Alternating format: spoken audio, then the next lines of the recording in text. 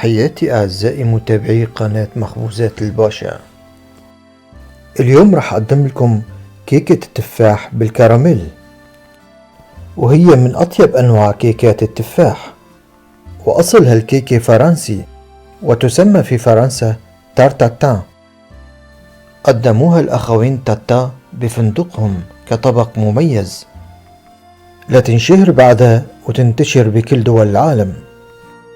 خلونا نتعرف مع بعض على مكونات الوصفة وطريقة التحضير.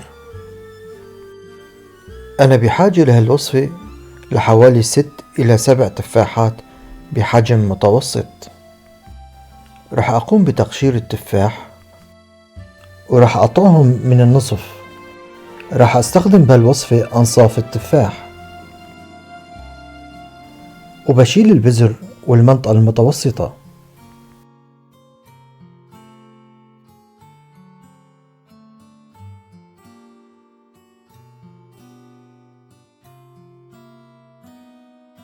وبس أنتهي من تحضير التفاح بعصر فوقه نصف ليمونة لحتى ما يتغير لون التفاح.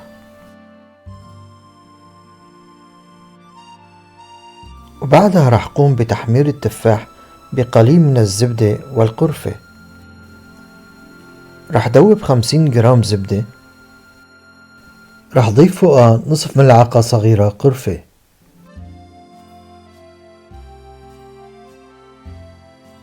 وبحط قطع التفاح جنب بعض البعض.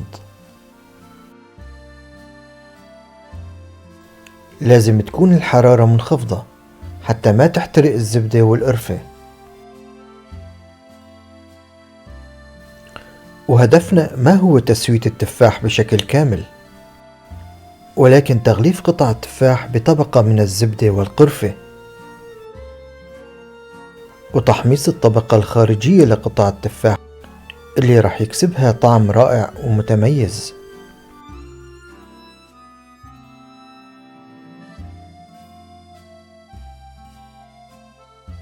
وبعد ما أحصل على النتيجة المطلوبة راح أرفعهم من على النار وغطيهم.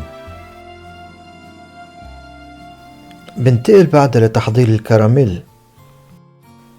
من الأفضل يكون الوعاء المستعمل مطلي بطبقة تمنع الالتصاق، ولازم تكون الحرارة متوسطة. راح أستخدم بهالوصفة 120 جرام سكر. راح أضيف السكر على دفعات. لازم انتبه كتير على درجة الحرارة أنه تكون متوسطة، وإلا راح يحترق الكراميل ويصير لونه غامق وطعمه مر.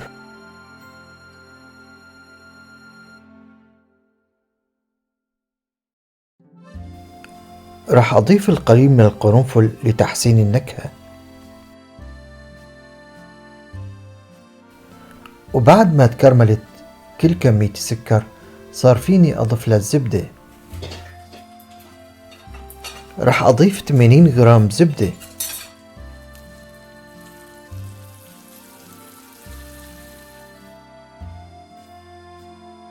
لازم استمر بالتحريك السريع لحتى تمتزج الزبدة بالسكر المتكرمل.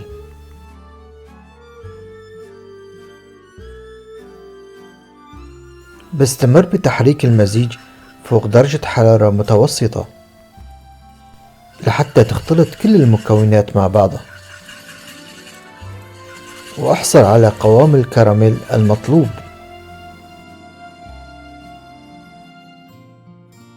ومباشرة بصب الكراميل وهو ساخن بقالب الكيك اللي راح أخبز فيه.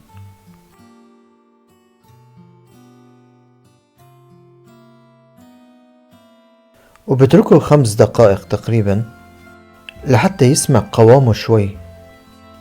وبعدها بصف قطع التفاح جانب بعض البعض، بصفهم كلهم باتجاه واحد لحتى أحصل على شكل متناسق وجميل وما يكون فيه فراغات. أنا محمل فرن بشكل مسبق.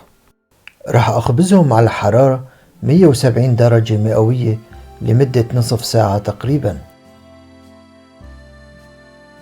وبهالأثناء راح نحضر مع بعض خلطة الكيك. بحتاج إلى 100 غرام من طحين الكيك. راح أضيف لهم 50 جرام نشا و5 جرام بيكنج باودر. بخلطهم مع بعض بشكل جيد.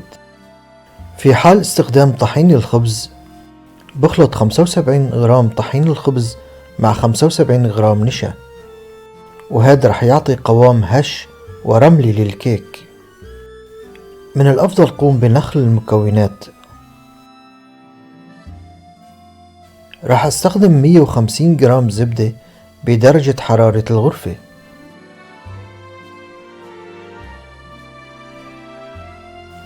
راح ضيف فوقها 100 غرام سكر.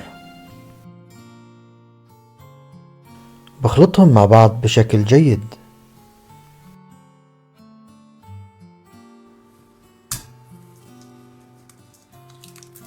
وبضيف فوقهم 3 بيضات كاملين.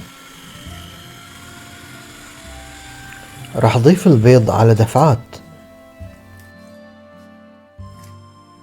كل ما ضفت بيضة بخلطها مع باقي المكونات لحتى تمتزج بشكل جيد.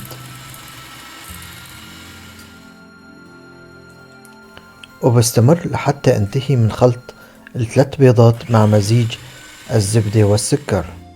وبضيف 5 جرامات فانيليا. وبستمر بالخفق حتى أحصل على قوام كريمي.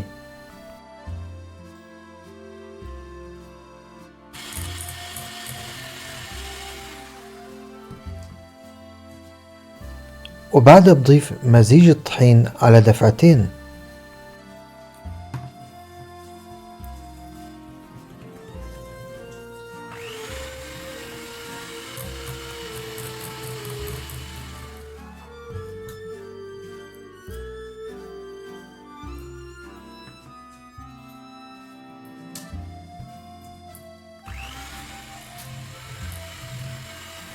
وبستمر بالخلط على سرعة منخفضة لحتى أحصل على قوام مزيج كريمي مثل ما لكم شايفين قدامكم.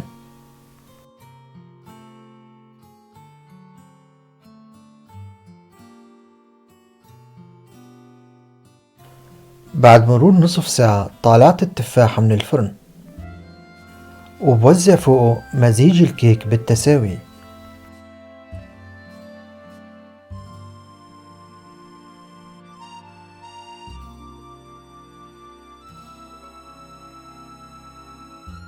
وبقوم بتسوية السطح.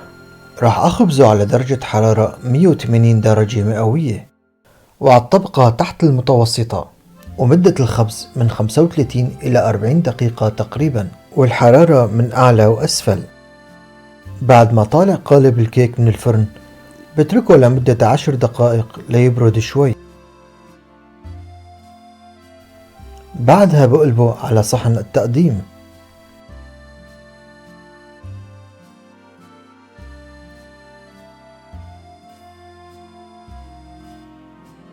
وبشيل القالب بحرص لتظهر لي هي النتيجة الرائعة.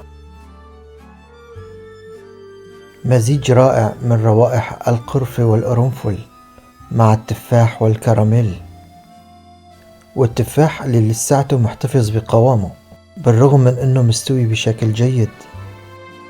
اما الطعم فهو رائع جدا ومتميز عن طعم انواع تانية من كيكات التفاح.